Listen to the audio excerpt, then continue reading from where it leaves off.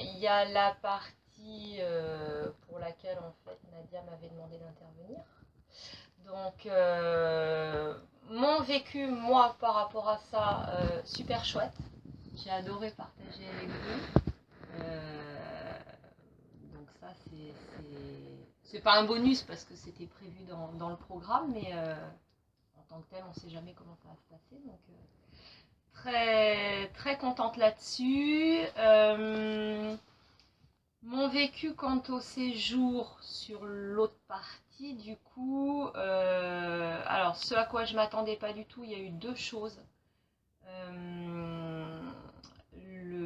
L'évêque à l'église Saint-Gilles, celui-là, merci, et qui a donné quand même une très chouette suite, parce que Dieu sait qu'on a pu rire, et je crois que ça restera un sacré souvenir pour moi en tout cas. Il va falloir que je trouve une manière de l'intégrer autrement ou j'en sais rien, mais génial. Et ouais, comme toi Marilyn, le cercle médecine, alors moi je l'avais déjà fait une fois à titre individuel, mais du coup c'était moi qui étais au milieu. Je savais pas du tout à quoi m'attendre en étant sur les extérieurs, ni même d'ailleurs en retournant à l'intérieur, parce que rien à voir avec ce que j'avais pu faire avec Nadia. Donc il n'y a pas vraiment de mots pour le décrire, quoi. C'est à vivre. Je l'ai vécu bien. Bon bah voilà, génial. Et je sais pas ce que ça va induire comme transformation après. Je sais pas encore. Je vais voir avec grande curiosité. Mais ouais.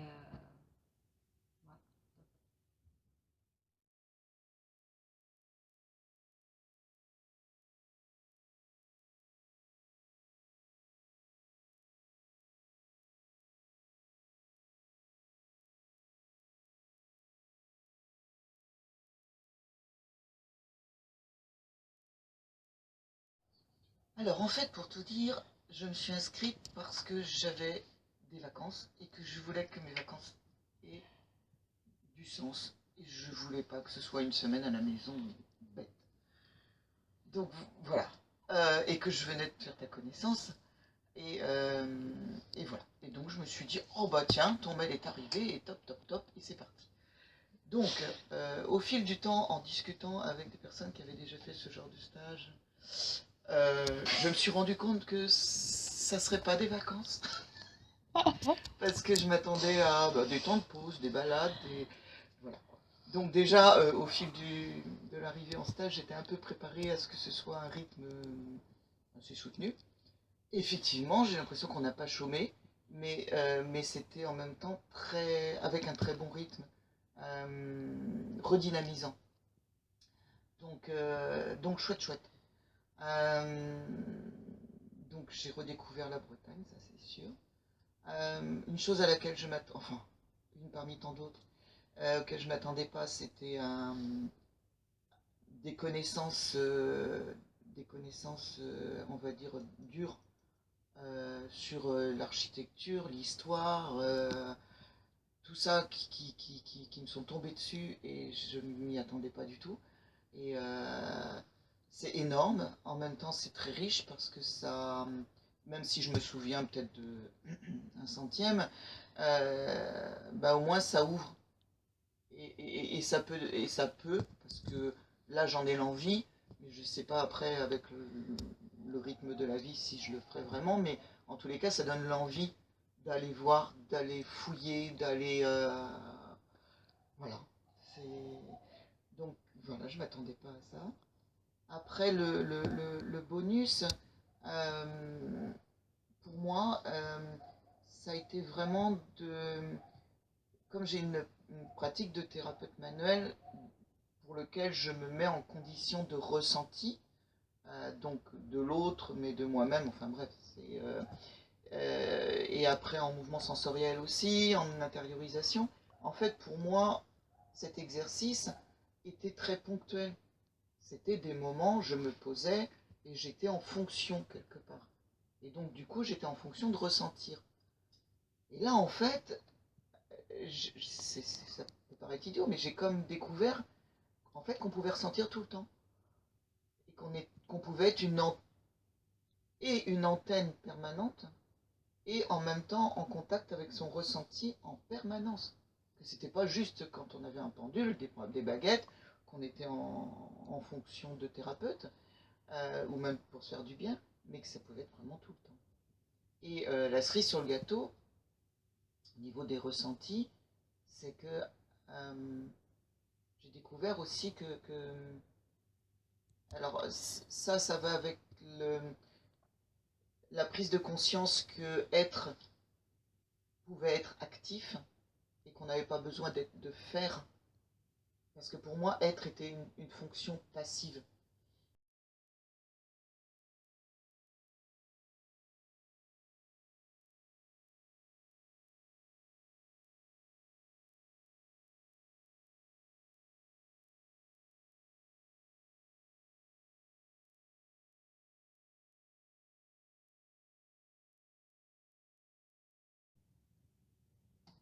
Donc j'ai rencontré Nadia à l'occasion d'une balade sur un site mégalithique et j'avais énormément apprécié son approche et ça m'a donné envie d'en savoir plus et donc j'ai décidé de participer à ce stage de géobiologie sacrée et voilà, j'ai été chaque jour de découverte en découverte avec plein de belles surprises, autant sur les lieux, sur les manières d'approcher les lieux, puis aussi voilà, les personnes qui participaient à ce stage où le lien qui a pu se faire était très fort.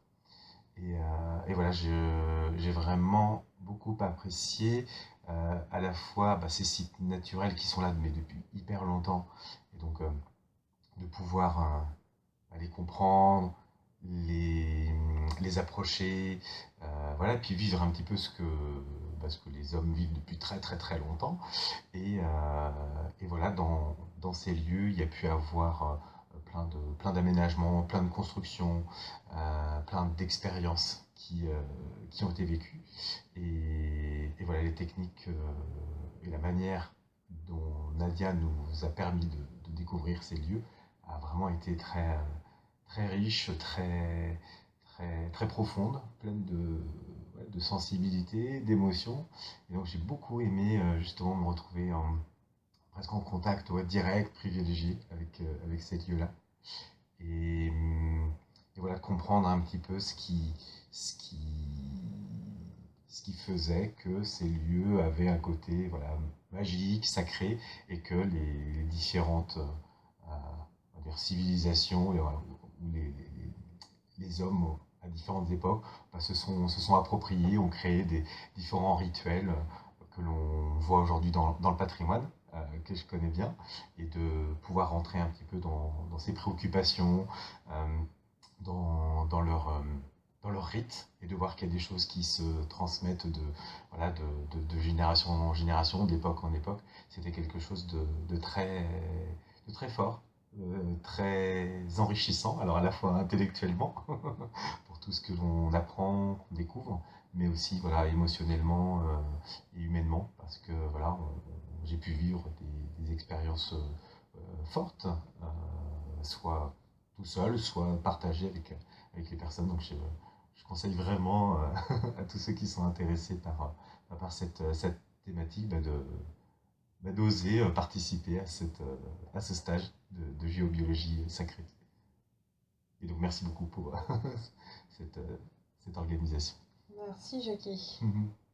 Et un mois après, parce qu'en fait, là, ton témoignage, on le récupère un mois après, le temps du débriefing, en fait. Comme à chaque fois, je propose de se revoir avec les groupes un mois après. C'est toujours un second temps de partage intéressant pour tous. Quoi de plus de vécu en termes de transformation, comment as-tu vécu la suite, finalement? Et là, c'est vrai que je n'ai pas oublié, je garde toujours présent cette manière d'approcher les lieux. Donc ça, c'est quelque chose de très fort. J'y vais plus en touriste. D'accord, d'accord. Ça, c'est quelque chose qui a profondément changé, ou j'y vais encore avec l'œil de l'archéologue, un peu du spécialiste, voilà, tel que j'avais jusqu'à maintenant. Mais en même temps, voilà, la dimension sacrée permet vraiment de rentrer dans une...